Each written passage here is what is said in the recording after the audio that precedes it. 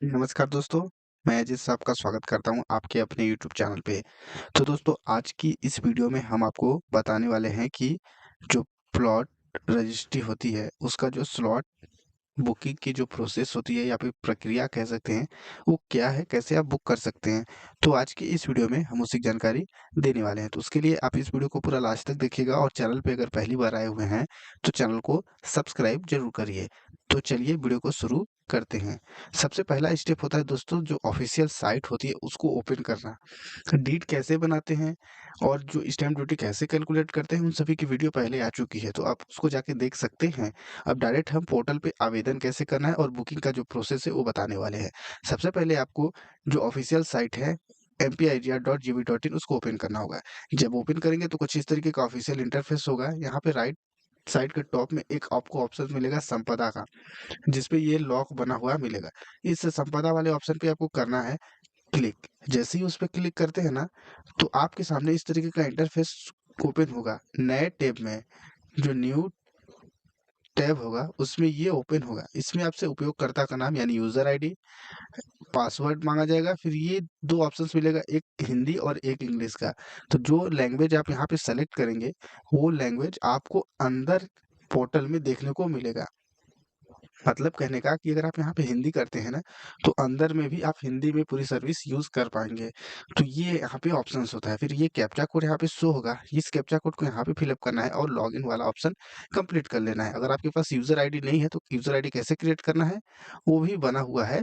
उसको भी आप जाके देख सकते हैं। User ID, password fill up करके लॉगिन हो जाने के बाद दोस्तों, आपके सामने कुछ इस तरीके का ऑफिशियल इंटरफेस होगा, जिसमें लेफ्ट साइड में पूरी जो सर्विसेज़ हैं, ये जो है, इतनी सर्विसेज़ इस पोर्टल पे अवेलेबल है।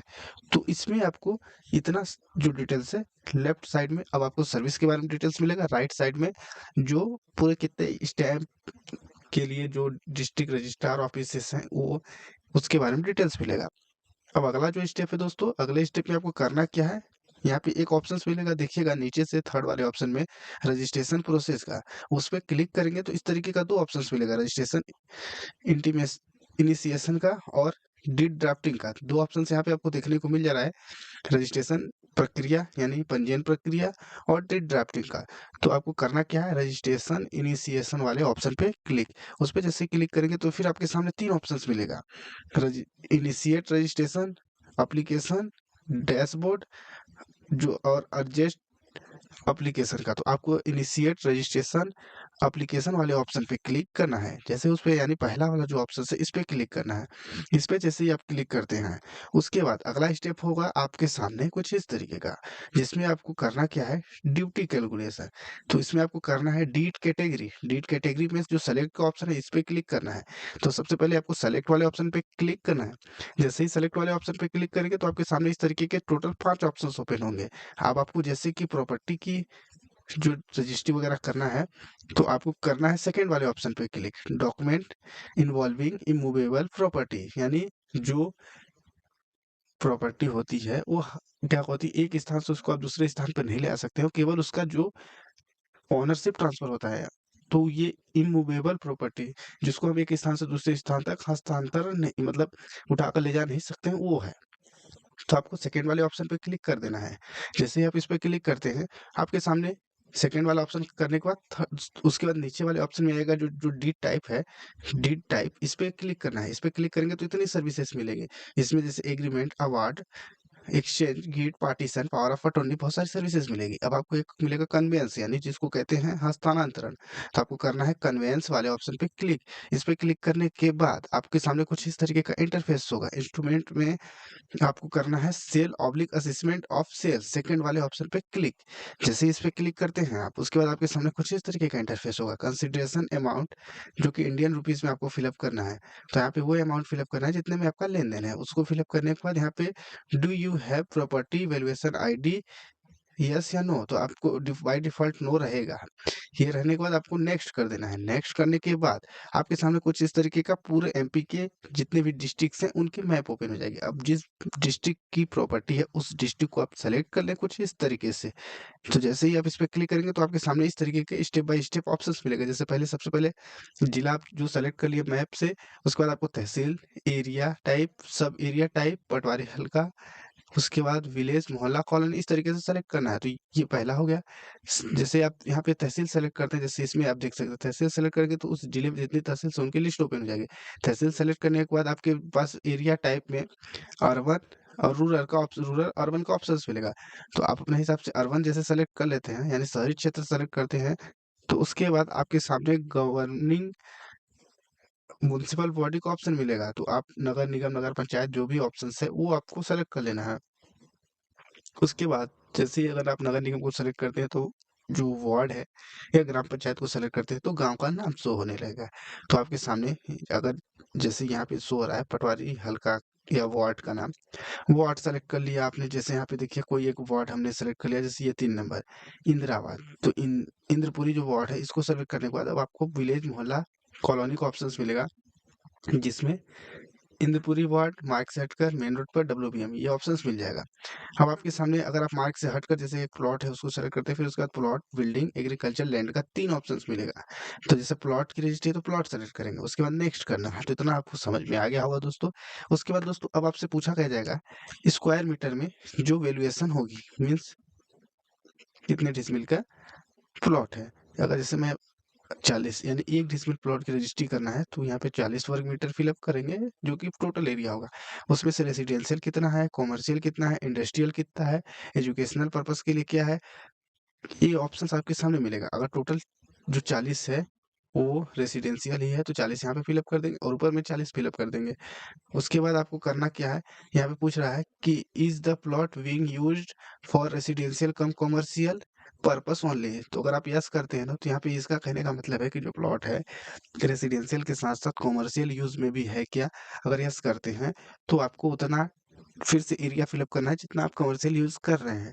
अगर नो करते हैं तो आपको केवल रेसिडेंशियल का ही चार्ज देना पड़ेगा। अगर यस करके कमर्शियल फिलअप कर देते हैं तो उसकी स्टैम्प ड्यूटी एक्स्ट्रा आएगी। तो आप यहाँ पे एक ध्यान दें, यहाँ पे ये जो ऑप्शन है उसको नो कर दें। यहाँ पे ये वाला ऑप्शन नो कर दें, यहाँ पे ये नो कर दें। नो करने के बाद अब आपको करना क्या है, नेक्स्ट नेक्स्ट वाले ऑप्शन पे क्लिक करेंगे तो कुछ इस तरीके का इंटरफेस, जैसे कि आपको अपना एरिया फिलअप करके नेक्स्ट करना है। उसके बाद आपके सामने कुछ इस तरीके का इंटरफेस शो होगा। आपकी जो कंसिडरेशन अमाउंट है, लेन देन अमाउंट है, यहाँ पे शो होगा। प्रॉपर्टी की वैल्यूएशन आईडी और मार्केट वैल्यू ये शो होगा। उसके बाद आपको नेक्स्ट कर देना है। नेक्स्ट किया आपने जैसे तो आपके सामने कुछ इस तरीके का इंटरफेस शो हो गया। पार्टी टाइप का ऑप्शंस मिलेगा, buyer self, seller, seller PO holder, buyer PO holder, seller. जो अब आपको करना क्या है, सबसे पहले यहाँ पे जो सेलर सेल्फ है इसको सेलेक्ट करना है। सेलर सेल्फ में सबसे पहले सेलर की डिटेल्स आपको फिलअप करनी है। सेलर सेल्फ पे क्लिक करेंगे तो इस तरीके का आपसे ऑप्शंस मिलेगा। अप्लीकेंट में government official, individual, organisation.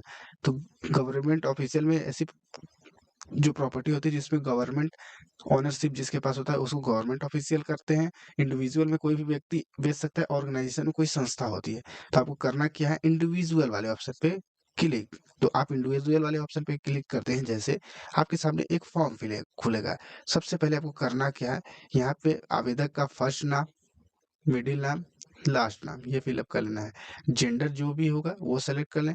Gender के अनुसार यहाँ पे रिलेशन में son of, care of, daughter of, wife of, ये सारा ऑप्शंस मिलेगा। तो उस व्यक्ति के फादर हस्बैंड का नाम आपको यहाँ पे फिलअप कर लेना है। फिर उसके बाद अगर जो एज यहाँ पे आपको फिलअप करनी है, अगर 18 साल से नीचे की एज है तो यहाँ पे आपको एक माइनर व्यक्ति का नाम फिलअप करने के लिए, जो उसके गार्जियन होगा उसका फिलअप करने के लिए मिलेगा। नेशनलिटी जो भी होगा इंडियन फिलअप कर लेना है। Permanent address of outside MP, MP से बाहर का जो भी एड्रेस होगा यहाँ पे फिलअप करें। एमपी का एड्रेस आपको कंपलसरी है फिलअप करना, जिस पे रेड स्टार है वो फिलअप करना कंपलसरी है। ये इंडिया और स्टेट फिलअप रहेगा by default.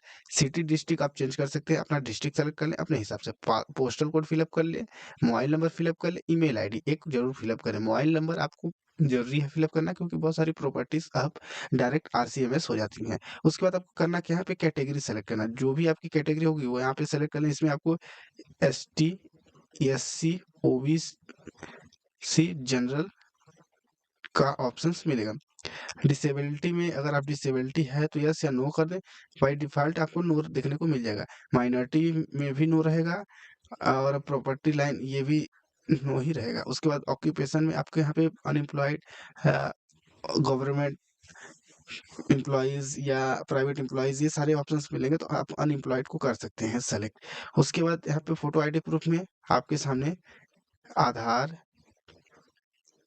Pan, voter, DL, इन सभी का ऑप्शंस मिलेगा, तो आप अपने हिसाब से यहाँ पे सेलेक्ट करके उस नंबर को यहाँ पे फिलअप कर लें। यहाँ पे आपको और जैसे देख सकते हैं पैन, डीएल, आधार, वोटर, पासपोर्ट, यहाँ पे जो भी डिटेल्स यहाँ पे फिलअप करेंगे आईडी नंबर में, वो यहाँ पे अपलोड करना है, तो यहाँ पे सेलेक्ट करें, फिर उसके बाद अपलोड वाले ऑप्शन पे क्लिक कर दें।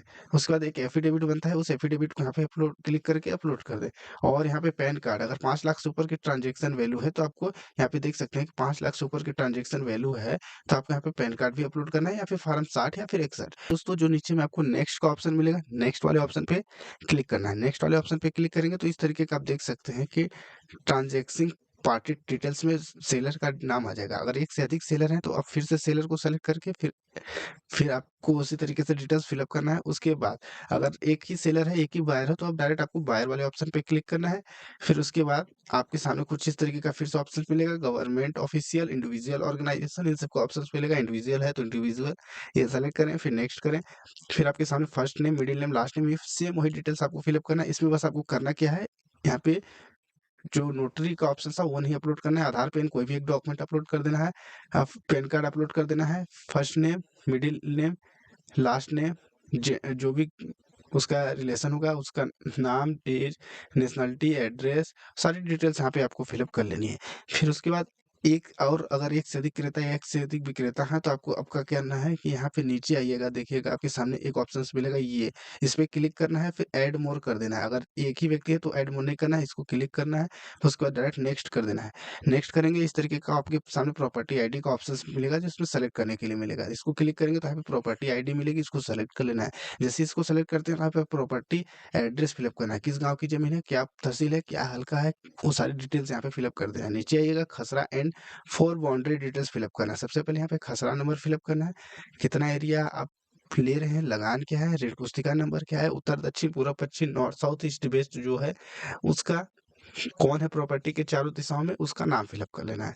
उसके बाद कुछ इस तरीके का ऑप्शंस मिलेगा, 3 डिफरेंट एंगल की आपकी प्रॉपर्टी की फोटो होनी चाहिए, उसको अपलोड करना है। उसके बाद आपको एक मैप अपलोड करना है। एडिशनल वाले ऑप्शन में आके खसरा